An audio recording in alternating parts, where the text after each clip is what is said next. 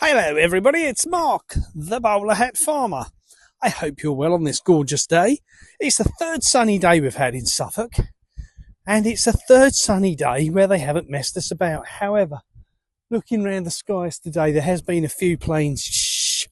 So I'm sure by the morning they'll be messed that up. Now listen, quick question. I have chickens. I have to keep them locked up because there's a thing called alleged bird flu. You can see on the field here behind me, but there is dozens upon dozens there. If they fly up, I'll show you, but dozens and dozens of geese, which are wild. They're savage, I tell you. And they are quite happily living here. No one's told us we've got to get rid of them. No one's told us we've got to shoot the geese. No one's told us we've got to do anything drastic. But I've got to lock my 4 chickens up. Jesus alive.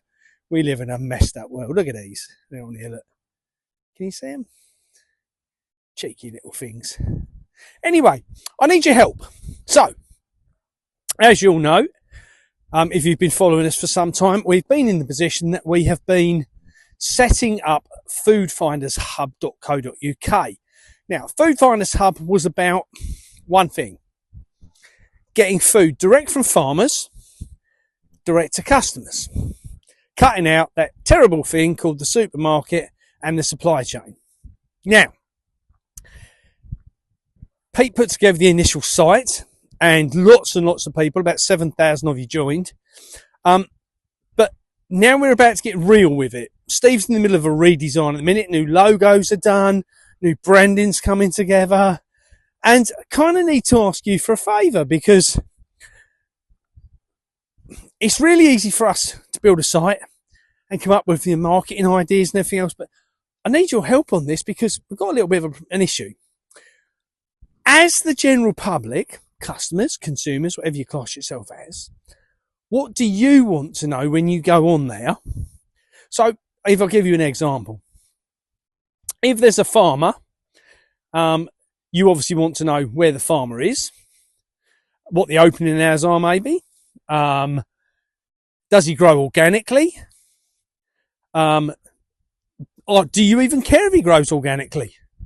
Or breeds organically? Lots of farmers produce food organically, as in not chemically produced, but they're not certified. So I don't know if you know, and I hate certified organic because it really winds me up because to get certified as organic, you have to pay £500 a year to prove that you don't use chemicals.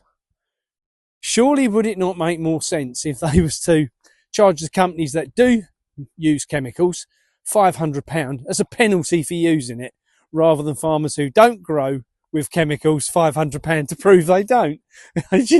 We live in a messed up world. So have a think, what is relevant to the knowledge, what you want to know, when you go on the website. So if you're going on the website, let me spin the camera now. If you are going on the website, you obviously, like I say, you want to know who it is, where it is, what they sell, is it organic? Have a think. It might be what they sell, might be, do they do fruit and veg? Do they do dairy? Is it raw milk? Is it homogenized milk? Is it whatever these questions need to be that you think to yourself, I know the answer to that. If I'm going to a farm shop or a farmer direct, if it's meat, for instance, do they do a whole cow, a half a cow? Can you buy the joints you want? How would this go in your head? So I'll tell you for why.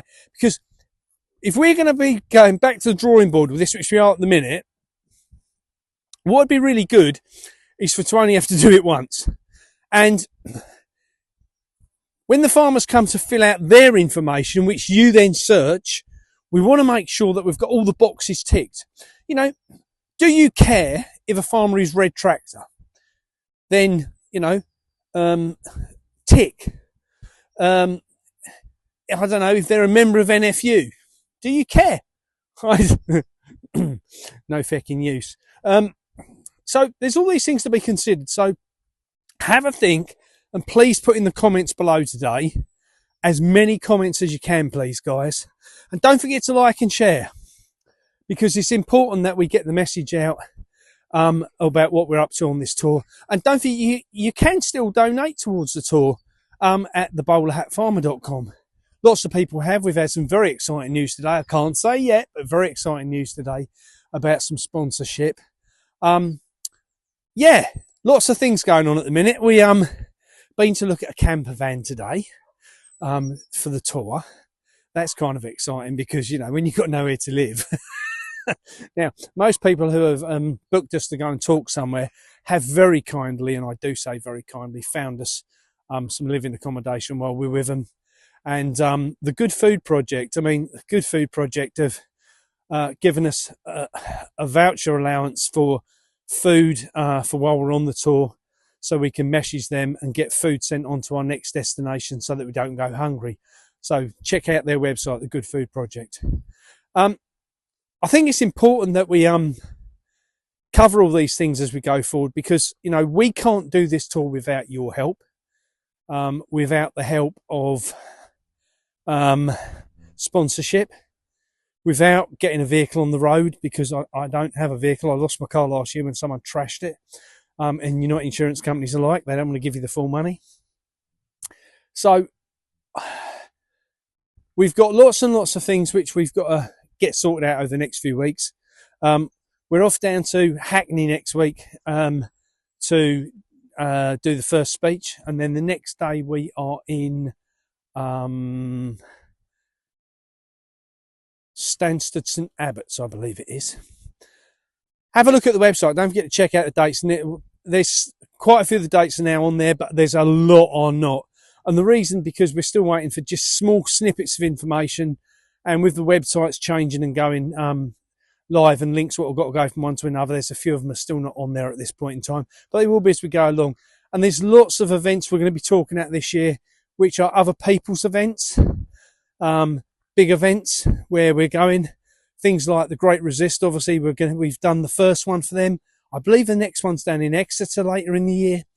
We're going down to Cheltenham to do a big one. I'm going to do a proper video for that as well in the next few days, because I think it's the weekend after next we're in Cheltenham, and that's a bit of an exciting one for me because there is a lot of people going to that one. And for me, you know, getting this message out is so, so important. So guys, if you can help on that, then please do so.